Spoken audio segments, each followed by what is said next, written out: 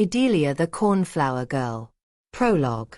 High up on the sharp peaks of the mountains, where only eagles dare to fly and where the clouds cast their silent shadows over the deep precipices, lived a cornflower. She was no ordinary flower. Born from the morning dew and blessed by the moonlight, she grew alone, hidden from the eyes of the world, with her roots deep in the cold stone and her dreams clinging to the sky. Her name was Edelia, a name unspoken by anyone, but proudly born in the silence of the mountain. Day after day, the wind sang her old songs and the stars watched over her.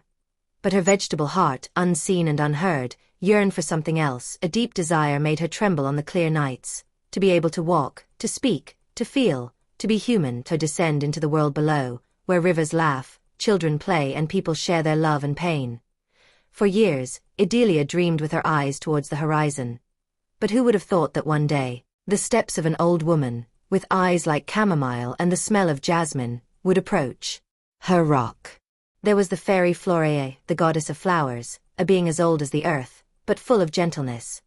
She could speak to all plants and felt, in that cornflower, a different kind of life.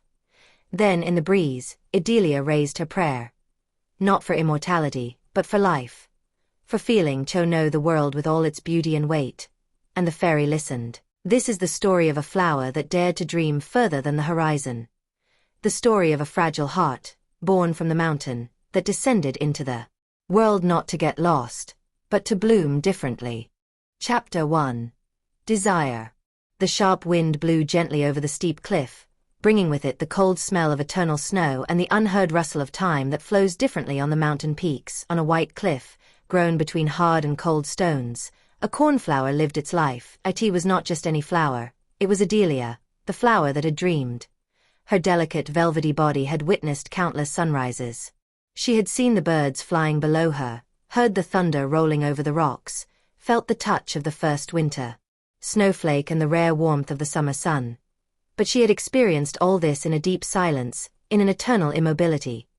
She could not leave, she could not cry, she could not caress. The earth held her bound, as if life itself had given birth to her to contemplate without touching. And deep in her vegetal being, a spark of desire had been born. 𝕮𝖆𝖕𝖆. First it was a curiosity. What is happening beyond the clouds, beyond the rocks? Then it grew, becoming a question. What is that human life? And finally, the desire rose like a silent prayer to the sky. I want to be alive, like them. The day Floraea answered the call was the most important of her existence. The goddess of flowers, born from the essence of the green world, came floating, with footsteps without traces and eyes of light. When she saw her, Edelia trembled. Not from the wind, but from a new, unknown emotion, hope. The goddess approached and understood, without words, what was burning in the unknown heart of the flower. Tell me, Edelia, what do you want? Floraea asked, in a voice that was not heard with the ears, but felt in the heart, like a forgotten melody. The petals moved gently, like a breeze. I want life. I want to be human, to feel the wind with my skin, to see the world with real eyes, to be able to walk, to be able to speak, to be able to love, to live, even if it hurts. The goddess remained silent for a moment. She looked with sadness and wisdom at the flower. She had witnessed, in her millennia of existence, naive desires, vain requests, souls that did not know what they were asking for. But Edelia was different. She did not ask to get rid of something. She did not ask out of vanity. Her desire was pure, clean as a dewdrop. And that is precisely why she was dangerous. Edelia, what you ask for is a double-edged gift. To be human means to have a soul. And the soul, even if it is the source of love, is also the gate of pain. People love, but also betray. They hope, but also lose. They forgive, but also hurt. Will you be able to bear all this? The flower fell silent.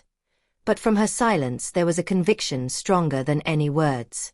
I have stood still all my life, with my roots clinging to the stone. I have heard the laughter of hikers and the songs of birds. I have seen how the clouds change their shape and how the sun leaves and returns. I have felt everything, but I have lived nothing. If life means crying, laughing, feeling, I want to know everything. I want to be alive. Floraea bowed her head. A flower that asked for human life had never happened before. It was against the law of nature, against the natural order. But maybe, sometimes, the love for life is itself a law. And maybe, In this love, a greater power is hidden than in magic. If I transform you, you will no longer be a flower. You will no longer be able to feel the roots in the earth, nor the wind through the petals. You will be flesh and blood. You will feel hunger, cold, longing. And you will not be able to turn back. I know, Edelia answered. But that is how it must be. Because a life lived in the unknown hurts more than any wound. The goddess approached, soft light emerged from her hands, like a dawn breeze, and in that light, all the flowers in the world told their stories. Tea was the essence of creation, the primordial seed of life, which only Floraea could touch. Then, I will give you what you ask for. I will give you a human body, eyes with which to see the world, a heart with which to feel, a voice with which to speak. But I will also leave you a memory. The scent of the cornflower will stay with you. And whoever meets you will know that you are different. The sky darkens for a moment, and the mountain trembles. An unexpected warm breeze rises from the stone. Around the flower, the air began to pulse. The petals shook slowly, turning into hair. The stem bent and stretched out, becoming a body. A beat was heard, the heart. Then another. And another. When the light dissipated, in the place of the flower stood a girl.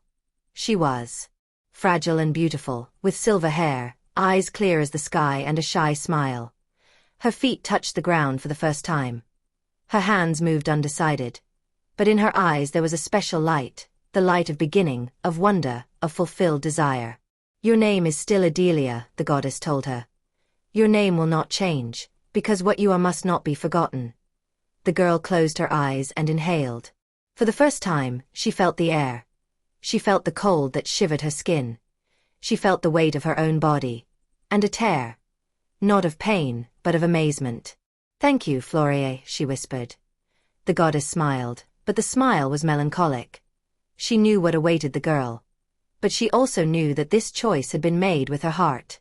Go now, child. The world awaits you. You will love. You will fall. You will grow. You will suffer and laugh. This is human life. A treasure paid for dearly. With one last glance, Floraea turned and disappeared into the wind, into the leaves, into the scents, leaving Edelia alone. But she was no longer a flower. She was a being. Edelia walked slowly, discovering every gesture. Every stone under her feet was a revelation. Every sound, a mystery.